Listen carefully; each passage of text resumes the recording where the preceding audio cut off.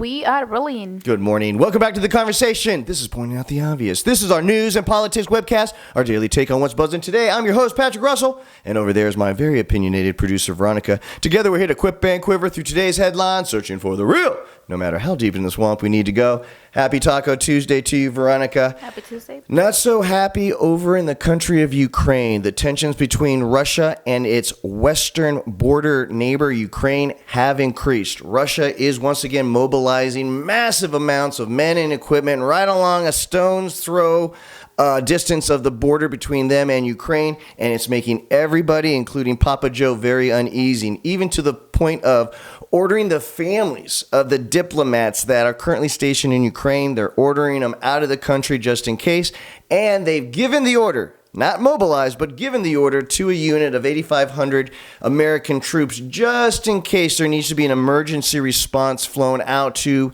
Ukraine or one of the border countries to Ukraine should tensions escalate. Now, Veronica, understand that Ukraine is part of a bloc, a chain fence, if you will, of eastern countries that used to be part of Russia, the old Soviet Union. You've got Latvia, you've got Estonia, Lithuania, and then Belarus. So you have a wall of eastern countries beyond Ukraine, which is just the bottom rung of that wall of the list of countries. Then, of course, you have all of Europe. You've got the Atlantic Ocean before you get to the United States. So we do not really we don't see an immediate threat. I mean, there's a lot of countries between us and them. And yeah. There's really not an immediate threat, not even really strategically in a lot of people's minds.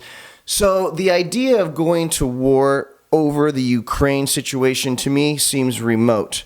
I think it's President Biden's bluff that he's ordering all of these upgrades in our posture, in our defensive posture, just to create a bluff to prevent Putin from doing what he thinks is an easy thing to do, which is to walk right in and take over a neighboring country, which is obviously not what we'd like to do.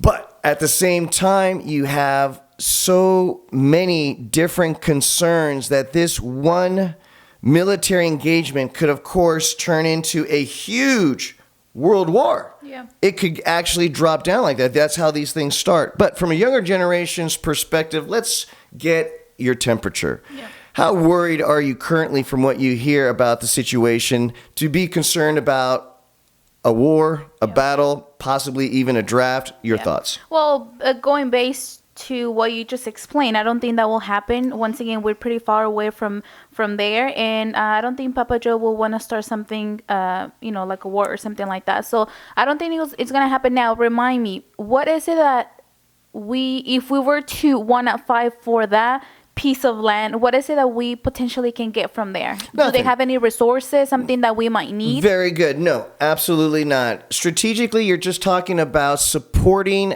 a nation that believes in the democratic values that we do, right? NATO being a collection of democratic countries standing up to countries that believe in some other political theory, like Russia and communism. China, same thing, communism. So it's those political ideologies that we're really defending now at this point with Ukraine. Now, people in Europe, especially Poland, might differ.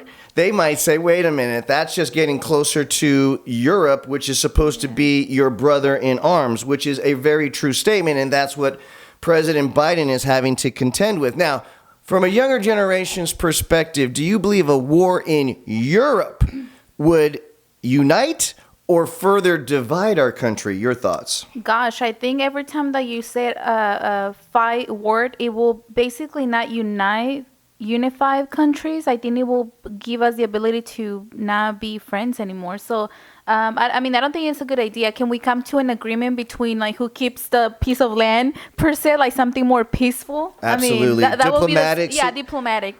Diplomatic solutions will always be tried first. There's no question, including if you have to carve up a little bit of Ukraine in order to make the big mother Russia happy. That might be something that would be discussed for sure. I don't think you think that will happen, right? No, Based on obviously the U.S. Not and at Russia. This point. Okay. Not at this point. The sovereignty of Ukraine really now is a symbolic measure. You cross 1 foot over that borderline, you basically have broken the trust and the value of partnerships between all of the countries that are trying to get more memberships into NATO. I mean, one of the things we're trying to do is convince Ukraine to be part of NATO, to join our brotherhood. How do we do that with them and future countries when we don't stand up to the tyranny that we see right in front of us? Question for you. How long do you think you and I, and obviously the country, is going to experience that question that we have? When is it going to end? Like, when are we going to know if we're going to go in all the way or just kind of disregard the idea, right? How long do you think it's going to end? Like, it can be 10 years, 5 years, 20 years? So the tension between Russia and Ukraine, that's going to have to give. There's a lot of money and resources that go into housing and doing maneuvers with a military branch that has so many men and equipment involved. That's not cheap. So they can't, and that's the reason why people are so scared, is because the amount of resources and money and man effort that went into what they've already done, it would almost be a gargantuan waste of them to just turn right back around and not invade Ukraine. So there are economics here that are really pushing Russia into pushing forward. Good thing you said about resources and the money that we're going to spend. How many years, remind me again, we were in Afghanistan over 20 years? That's exactly and how much money we spent, and at the end they took over. Beautiful. So once again, do we want to go into that, spend money, literally have people there dying for a piece of land that we probably, I understand the point of like making sure that we see, the perspective, but it doesn't matter now. Well, it's a great transition that you bring up of Afghanistan. And the reason why we removed ourselves and pulled out of Afghanistan is now more clear than ever, right? Mm-hmm. President Biden, he bet right. He knew that the tensions between China and Russia were going to escalate, and that playing in the sand with guerrilla warfare warriors was no longer a strategic objective that we needed to pursue. We needed to get out of that so that we could save the money, resources, and manpower. 20 years later, let me tell you. Because he knew that now it was going to be either standing up to Russia with one of these types of Eastern border bloc aggressions, or China. Final note, that's a great point, is that the reason why we got out of Afghanistan is because President Biden and the military understood that we needed to change our military doctrine.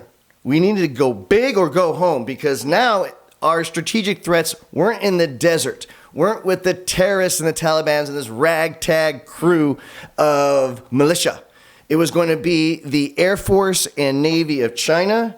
And now, as we can see the ground forces and tanks and missiles of Russia. And so now our military doctrine from this day forward has now changed to go big or go home. Guys, there's no right answer, there's no wrong answer, but there definitely is your opinion. Please don't just subscribe to this channel, even though we will be doing this back and forth on a daily basis. But lend your voice to the show to make it a whole lot more fun. Guys, remember, it doesn't matter if you lean to the right.